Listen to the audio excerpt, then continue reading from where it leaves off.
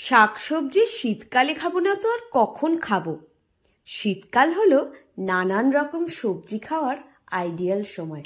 বাজারে গেলে যেন চোখটা জুড়িয়ে যায়, রং বেরঙের কত টাটকা সবজি। নমস্কার বন্ধুরা, আমি অপালার রান্নাঘরে আপনাদের সকলকে স্বাগত জানাই। আজ আমি রেস্টুরেন্ট স্টাইল বয়েলড ভেজিটেবলের রেসিপি নিয়ে এসেছি। মাত্র কয়েকটা টিপস মেনে চললেই আপনারাও এইরকম সুন্দরভাবে বয়েলড ভেজিটেবল বানিয়ে নিতে পারবেন বাড়িতেই।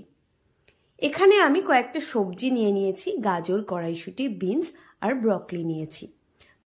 সমস্ত সবজিগুলোকে ধুয়ে ভালোভাবে পরিষ্কার করে নিয়েছি। প্রথমেই আমি কড়াইশুঁটিগুলো ছাড়িয়ে নিচ্ছি।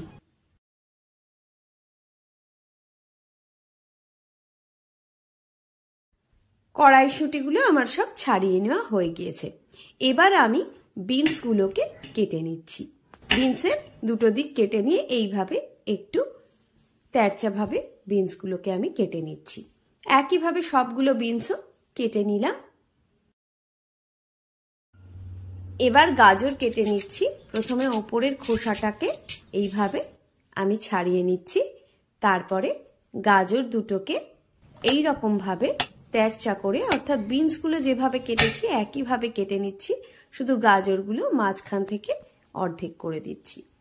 কেটে নিচ্ছি এবার ব্রকলিগুলো। এইবার বয়েলড ভেজিটেবল বানানোর জন্য আমার যে আনুষঙ্গিক উপকরণগুলো লাগবে সেগুলো নিয়ে নিচ্ছি। এখানে 4-5টা রসুনের কোয়া নিয়েছি, একটা পেঁয়াজ, একটা ক্যাপসিকাম আর দুটো কাঁচা লঙ্কা। প্রথমে রসুনগুলোকে আমি এইভাবে একটু কুচি কুচি করে নিচ্ছি। রসুনগুলোকে কেটে নেওয়া হয়ে গিয়েছে। এইবার পেঁয়াজটাকে আমি কেটে নিচ্ছি। পেঁয়াজটা কিন্তু আমি বেশি কুচি করব না, বড় বড় টুকরোই রাখছি। জাস্ট 4 টুকরো করে, মাঝখান দিয়ে অর্ধেক অর্থাৎ 8 টুকরো করে কেটে নিচ্ছি। এইবার কেটে নিচ্ছি ক্যাপসিকামটাকে। এইভাবে বড় বড় টুকরো করে আমি ক্যাপসিকামগুলো কেটে নিলাম। সব সবজি আমার রেডি করা হয়ে গিয়েছে। এইবার একটা কড়াইয়ের মধ্যে আমি জল দিয়ে দিলাম। গ্যাসের ফ্লেম অন করে জলটাকে ফুটতে দেব। এদিকে একটা কাঁচের বলে আমি কিছুটা জল নিয়ে নিয়েছি, তার মধ্যে কিছু আইস কিউব দিয়ে দিচ্ছি। জলটা আমার ফুটতে শুরু করে দিয়েছে। প্রথমেই আমি গাজরগুলো দিয়ে দিয়েছি এর মধ্যে। গাজর দেওয়ার মিনিট 2 পরে আমি দিয়ে দিচ্ছি বিনসগুলো। এবার একে একে ব্রকলিগুলোও দিয়ে দিচ্ছি। এই সবজিগুলোকেও আমি গরম জলে মিনিট 2 ভাপিয়ে নিচ্ছি। ভাপিয়ে নেওয়ার ফলে সবজির মধ্যে তার গুণগুলো যেমন বজায় থাকে, একই সঙ্গে সবজির মধ্যে কোনো পোকামাকড় বা কোনো পেস্টিসাইডস দেওয়ার কারণে যে ক্ষতিটা হয় সেটাও কিন্তু আর হয় না। এবার আমি মিনিট 2-3 বাদে কড়াইশুঁটিগুলো দিয়ে দিচ্ছি। কড়াইশুঁটি দেওয়ার মিনিট খানেকের মধ্যে আমি কিন্তু সবজিগুলোকে এবার উঠিয়ে নেব। সমস্ত সবজিগুলো ভাপিয়ে নিতে আমার টোটাল 5-6 মিনিট লেগেছে। গাজরটা নরম হতে যেহেতু একটু বেশি সময় লাগে, তাই গাজরটাকে সবার প্রথমে দিয়েছিলাম।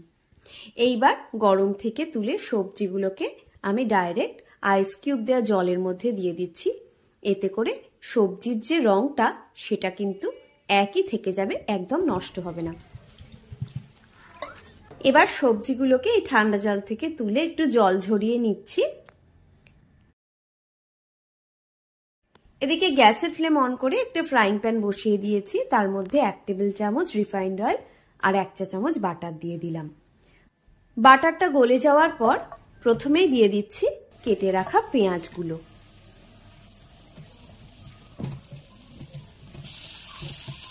হাই ফ্লেমে মিনিট খানেক পেঁয়াজগুলো নাড়াচাড়া করে নিয়ে দিয়ে দিচ্ছি কেটে রাখা ক্যাপসিকামগুলো। ক্যাপসিকামগুলো আমি মিনিট খানেক ধরে নেড়ে চেড়ে নিলাম। এইবার দিয়ে দিচ্ছি কুচিয়ে রাখা রসুনগুলো, আর যে লঙ্কা দুটো নিয়েছিলাম সেগুলোও আমি কুচিয়ে নিয়েছিলাম, সেটাও দিয়ে দিলাম। সব সবজিগুলোকে হাই ফ্লেমে 2-3 মিনিট নাড়াচাড়া করে নিয়ে আগে থেকে ভাপিয়ে রাখা সবজিগুলো এর মধ্যে আমি সব দিয়ে দিচ্ছি। গ্যাসের ফ্লেমকে হাইতে রেখে মিনিট খানেক ধরে সবজিগুলো নাড়াচাড়া করে নিয়ে দিয়ে দিচ্ছি এর মধ্যে স্বাদ মতো নুন। নুনটা দেওয়ার সঙ্গে সঙ্গেই কিন্তু সবজির থেকে অনেকটা জল বেরোবে, এই জলটাকে শুকিয়ে নিতে হবে। তারপরে আমি এর মধ্যে দিয়ে দিচ্ছি 1 চা চামচ গোলমরিচ গুঁড়ো। গোলমরিচটাকেও ভালোভাবে সবজির সঙ্গে আমি মিশিয়ে নিলাম, গ্যাসের ফ্লেম বন্ধ করে দিলাম। আমার বয়েলড ভেজিটেবল কিন্তু একদম রেডি।